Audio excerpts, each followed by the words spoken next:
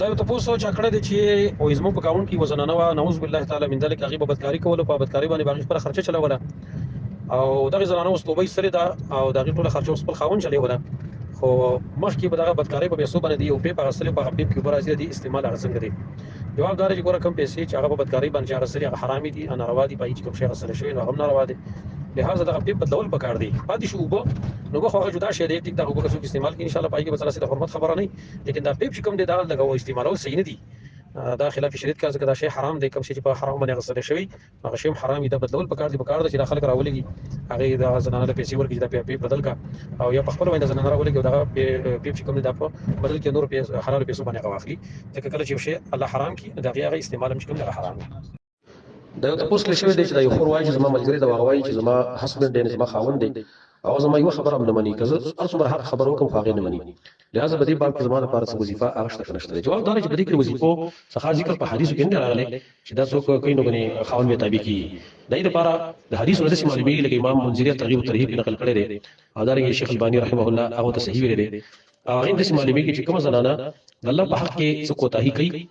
نو هغه بیا د خاوند چې کوم دی د هغه سره ورانېږي داسې معلومیږي دا حدیث داسې او دارنګه یا چې کوم د عبادتو کې دغه خلل پیدا کیږي د خاوند په حق کې کوتاهي کوي لہذا په دې باب کې یا غلطي به خاوند وي او یا غلطي چې کومه غصناوي نو تخپل عبادت کوا او خپل ذکر اسکار کوا او د دعاګۍ د الله نوړ د الله با د خاوند کومه ته درم پیدا لپاره د هدایت سوال کوا او که غلطي خاوني اکثر داس وشي چې خاوند کومي نعوذ بالله اب نور خصوص چې تګري داسې غلط صفات پاکي پیدا شي په دوه سره ته ګوري په دوه سره تعلقات ساتي د خپل خلک به توجه نه کوي حالانکه دا غلط صفات دی وجه دا چې د ټول خلک یو شان خزي دي او دارنګي د شهوات کوي ټول یو شان پوره کیږي ټیک د فرق په کې څه صحیح نور په شهوات پوره کېدو کې ټول یو شان دي خو د باز خمق وي خپل خزي نور خلک خصوص بس ګرځي نو کې دې چې خاوند کوي د نور خصوص تعلق ساتي بدګماني پیدا کوي احتمال شته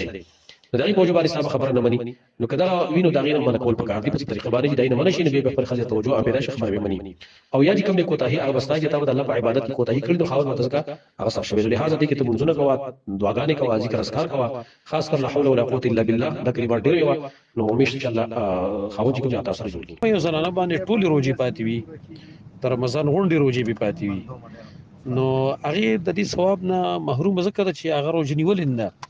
رمضان حدیث کې سره غلی من صام رمضان ثم اتبعه 6 من شوال چې د رمضان روزونی ولا او بیا به شپږ روزي د شوال ورپسې شوي ورپسې کې نبی د پاره دومره ثواب د کې ټول رمضاني لکه ټول عمر چې روزنی ولي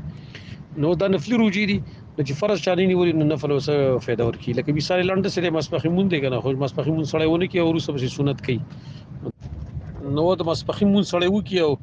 د مسبخي مون سړیو کې ورسره په سنت کې نو دغه فائدہ شته خو چې سړی مسبخي مون کړي نه ورسره سنت کوي